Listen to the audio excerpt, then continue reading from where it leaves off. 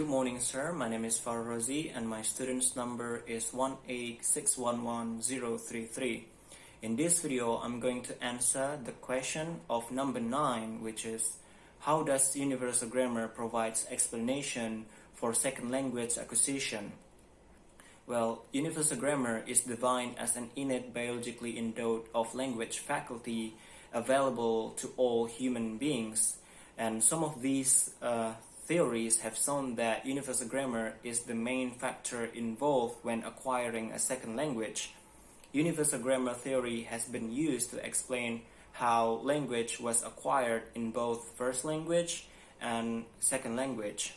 Some of these theories have shown that universal grammar is a major factor involved when learning a second language. When a person learns a second language, the learner goes through different stages in his or her way of achieving the native competence of the target language, so that between languages is developed. Research has shown that the grammar of languages is governed by universal grammar in several ways. The basic postulate of universal grammar is that of set of human innate structural rules, independent of sensory experience. With more linguistic stimuli received in the course of psychological development, students then adopt special syntactic rules according to universal grammar. This is sometimes known as a mental grammar and contrasts with other grammars, for example, prescriptive, descriptive, and pedagogical. The theory of universal grammar proposes that if human beings are brought up under normal condition, then they will always develop language with a certain properties. For example, distinguishing nouns from verbs or distinguishing function words from a content words. The theory proposes that there is an innate genetically determined language faculty that knows these rules, making it easier and faster for learners to learn to speak than it otherwise would be. This faculty does not know the vocabulary of any particular language, so words and their meanings must be learned and studied. And there remain several parameters which can vary freely among languages, such as whether adjectives comes before or after nouns, which must also be learned. And Chomsky argues that human brain contains a limited set of boundaries for regulating language. This implies in turn that all languages share a common structural basis, a set of rules known as universal grammar.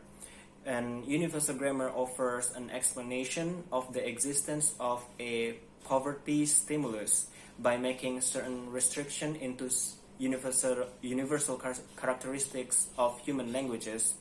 And White claims that the principles of universal grammar which are realized in between languages are evident when learners can use linguistic properties that are not learned either from input or from the first grammar. In addition, there are certain conditions that must be met to prove that the grammar between languages is governed by universal grammar. This first condition is that it should not be obtained from the second language input under any circumstances. And the second one is that it must be different from first language and second language. White also proposed that second language learning goes through 5 steps at an early stage, where step 1, 2, and 3 are based on the native language, and therefore the rest of the stage, like steps 4 and 5, are UG based as the initial stage. These 5 stages are full transfer or full access, minimal trees, values features, initial hypothesis of syntax, and full access without transfer. Universal grammar plays a major role in learners' second language acquisition. It provides evidence that the both principles and parameters are omnipresent in the learner's interlanguage. even though that they are not aware.